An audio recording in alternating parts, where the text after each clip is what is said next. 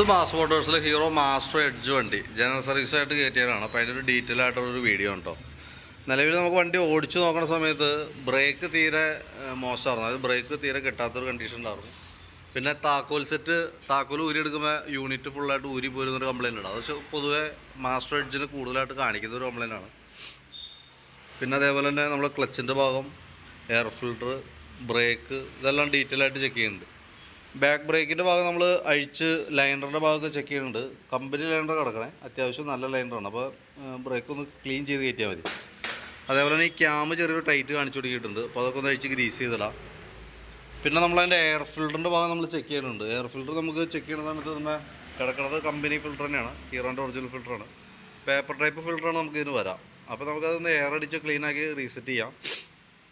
അടുത്ത സർവീസിൽ നമുക്ക് മാറ്റേണ്ടതായിട്ട് വരും കേട്ടോ എയർ ഫിൽറ്റർ.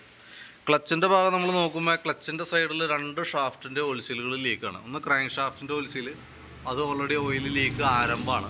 ക്ലച്ച് ഷാഫ്റ്റിൻ്റെ ആയാലും ഇവിടെ നോക്കുമ്പോൾ ഈ ഓയിൽ സീൽ ലീക്ക് തുടങ്ങിയിട്ടുണ്ട്. അപ്പോൾ 2 ഓയിൽ സീലും കൈയോടെ നമുക്ക് മാറ്റിയിടാം.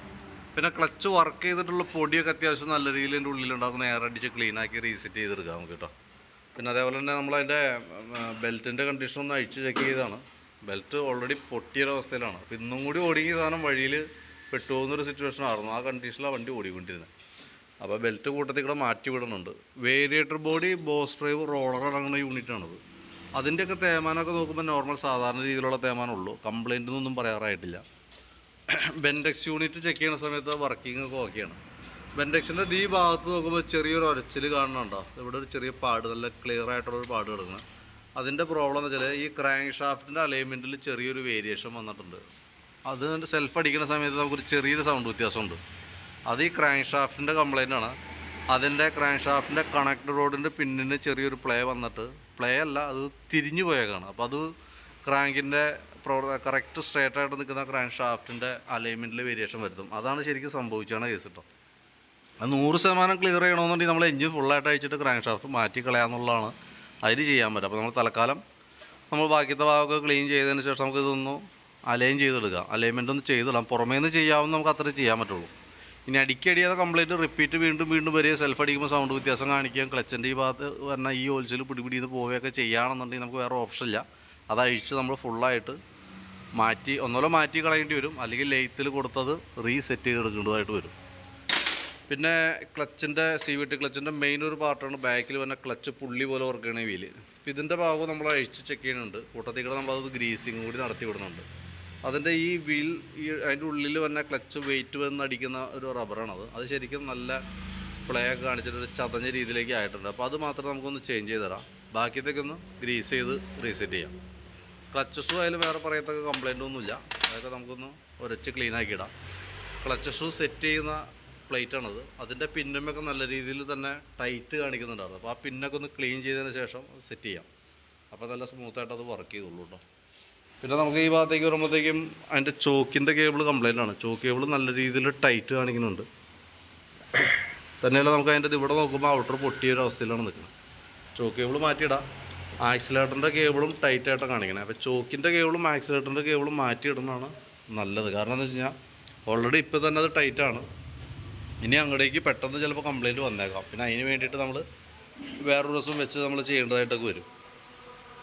പിന്നെയുള്ളത് സ്പീഡോമീറ്റർ വർക്കിംഗ് അല്ല, അത് നമുക്ക് കേബിളിൻ്റെയാണ് കംപ്ലൈൻറ്റ്. സ്പീഡോമീറ്റർ കേബിൾ മാറ്റിയിട്ട് അത് റെഡി ആയിക്കോളും. പിന്നെ അത് കൂടാതെ നമുക്ക് ഫ്രണ്ട് ബ്രേക്കിൻ്റെ കേബിളുകൾ 2 കംപ്ലൈൻറ്റ്, ഔട്ടർ വലിഞ്ഞേക്കാം. അതുകൊണ്ട് തന്നെ ബ്രേക്ക് പിടിച്ചാൽ വണ്ടി വലിഞ്ഞാൽ പോവുള്ളൂ. പെട്ടെന്ന് പിടിക്കുന്നതൊന്നും നിൽക്കുന്നില്ല, വലിച്ചു കൊണ്ടുപോകുന്നുണ്ട്. അത് ഈ കേബിളിൻ്റെ കംപ്ലൈൻ്റ് ആണ്. നമ്മൾ എനിക്ക് മുമ്പ് പറഞ്ഞു വിട്ടേണാണ്. ഇപ്പോൾ കൂട്ടത്തിൽ നമ്മളത് അയച്ചാൽ അതും കൂടി മാറ്റി വിടുന്നുണ്ട് കേട്ടോ. പിന്നെ ബാറ്ററി നമ്മളൊന്ന് ചെക്ക് ചെയ്ത് വിടുന്നുണ്ട്. ബാറ്ററി സെൽഫൊക്കെ എടുക്കുമ്പോൾ കംപ്ലൈൻറ്റ്സ് എന്തെങ്കിലും ഉണ്ടോ എന്ന് അറിയാനായിട്ടും, അതേപോലെ തന്നെ ബാറ്ററിയുടെ കണ്ടീഷൻ കറക്റ്റ് സ്റ്റാറ്റസ് അറിയാനും വേണ്ടി ബാറ്ററി ചെക്ക് ചെയ്യുന്നുണ്ട്. 12.89 വോൾട്ട് നമുക്ക് കാണിക്കുന്നുണ്ട്. അപ്പോൾ ബാറ്ററി ഞാനിപ്പോൾ ടെസ്റ്റിലേക്ക് കൊടുത്തിട്ടുണ്ട്. ടെസ്റ്റിലേക്ക് കൊടുക്കുമ്പോൾ അതിൻ്റെ വാല്യൂസ് ഓക്കെ ആയിട്ട് തന്നെയാണ് കാണിക്കുന്നത്. നിലവിൽ കംപ്ലൈൻ്റ് ഒന്നും ഇപ്പോൾ ബാറ്ററിക്ക് ഇല്ല എന്നുള്ള രീതിയിലാണ് കാണിക്കുന്നത് കേട്ടോ. പിന്നെ ഉള്ളതാണ് കീ സെറ്റിൻ്റെ പ്രോബ്ലം പറയുന്നത്. നമ്മൾ കീ സെറ്റിന് അഴിച്ചെടുക്കുമ്പോൾ മൊത്തം യൂണിറ്റ് പാടി കീ ഊരിയെടുക്കുമ്പോൾ ചാടി പോയിൻ്റ് പുറത്തേക്ക്. അത് നമുക്ക് കീ സെറ്റ് ഓൾറെഡി അവൈലബിൾ അല്ല. അത് ഓർഡർ ചെയ്ത് നമുക്ക് എടുക്കേണ്ടതായിട്ട് വരും. അപ്പോൾ അത് നെക്സ്റ്റ് ടൈം അതൊന്ന് ഓർഡർ ചെയ്ത് വെച്ചേക്കാം. ഇടയ്ക്ക് എപ്പോഴെങ്കിലും സമയം കിട്ടുമ്പോൾ എന്ന് വെച്ച് കഴിഞ്ഞാൽ നമുക്കത് മാറ്റിയെടുക്കാവുന്നുള്ളൂ. പിന്നെ സെക്കൻഡറി ഫിൽറ്റർ, എയർ ഫിൽറ്ററിൻ്റെ തന്നെ സെക്കൻഡറി ഫിൽറ്ററിനോട് യൂണിറ്റാണത്. അത് ഫോം ടൈപ്പാണ്, സ്പോഞ്ച് പോലത്തെ, അത് മൊത്തം പൊടിഞ്ഞു പോയിട്ടുണ്ട്, അതൊന്ന് മാറ്റിയിടുന്നുണ്ട്. സ്പാർക്ക് പ്ലഗ് പുതിയ പ്ലഗ്ഗാണ്, ഒന്ന് ക്ലീനാക്കി റീസെറ്റ് ചെയ്താൽ മതി. എയർ ഫിൽറ്റർ മാറ്റിയ കൂട്ടത്തിൽ കൂടെ പ്ലഗ് മാറ്റിയേക്കുന്നതാണ്. ഇനി എയർ ഫിൽറ്റർ മാറ്റുമ്പോൾ ആ കൂട്ടത്തിൽ പ്ലഗ് മാറ്റിയിട്ടാൽ മതി നമുക്ക് കേട്ടോ. പിന്നെ അതേപോലെ തന്നെ എഞ്ചിൻ ഓയിൽ മാറുന്നുണ്ട്.